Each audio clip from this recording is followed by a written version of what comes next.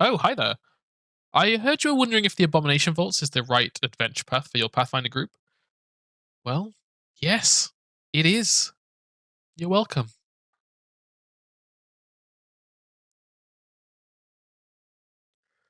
Oh, you wanted specifics? Sure, we can do that. There are many reasons why the Abomination Vaults is a great choice of adventure path for a group. Whether you're new to Pathfinder 2e or you've got a handful of campaigns under your belt already and are looking for what's next, the Abomination Vaults has a lot to offer. Let's start with the reason it's probably the most played adventure path by Paizo. Due to its starting location, this adventure path leads straight on from the Beginner's Box.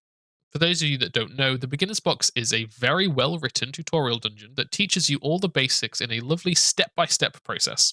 This tutorial takes place in the town of Atari, which is conveniently the same town that the Abomination Vaults takes place in.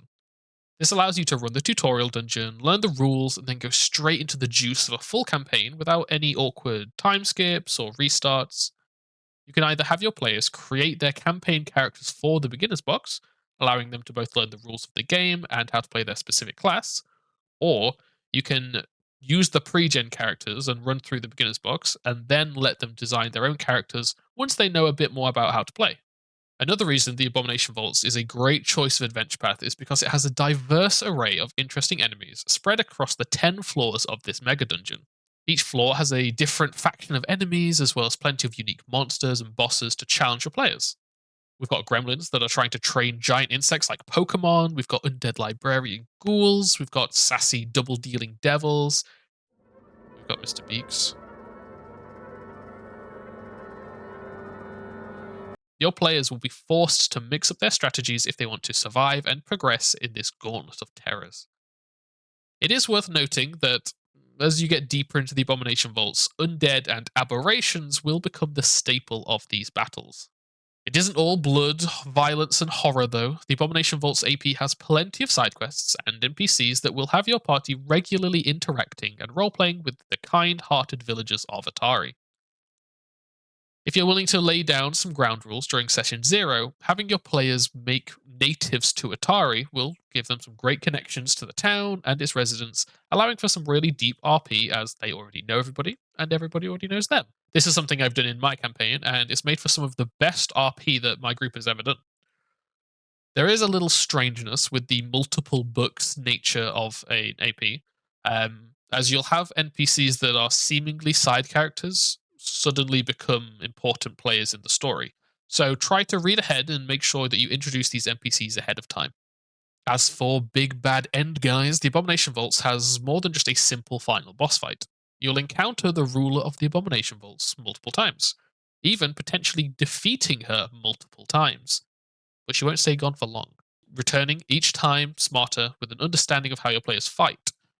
If they want to permanently put an end to the threat of the gauntlet, they'll need to collect several relics and perform some spooky ritual goodness of their own.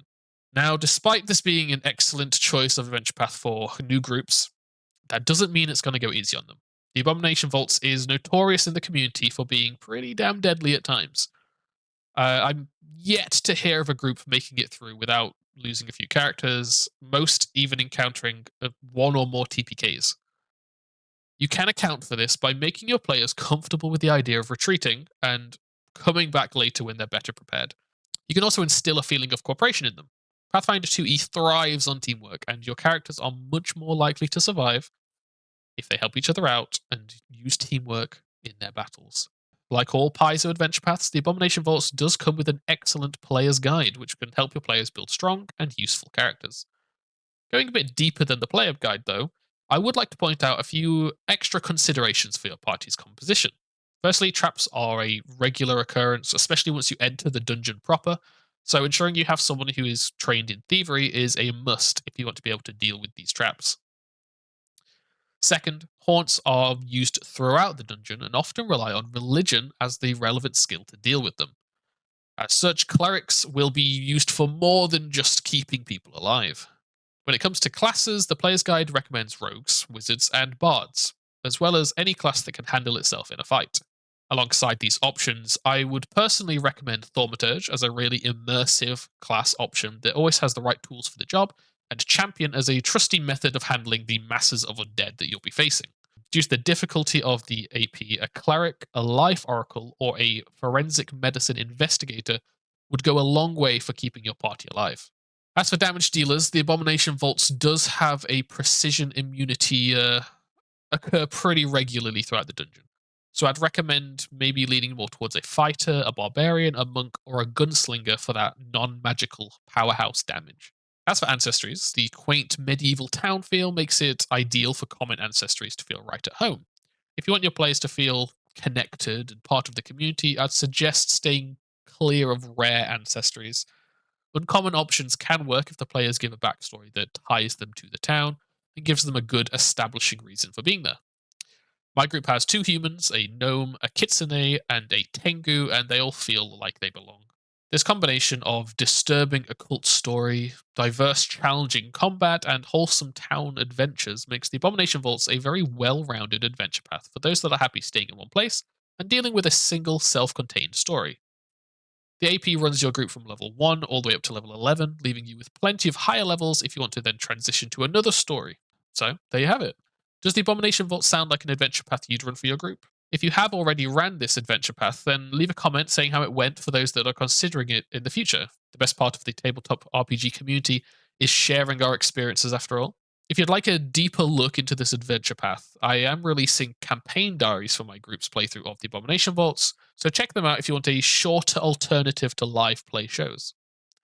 Thank you so much for watching. Please drop a like if you enjoyed this video and leave a sub if you want to see more content like this. Happy adventuring.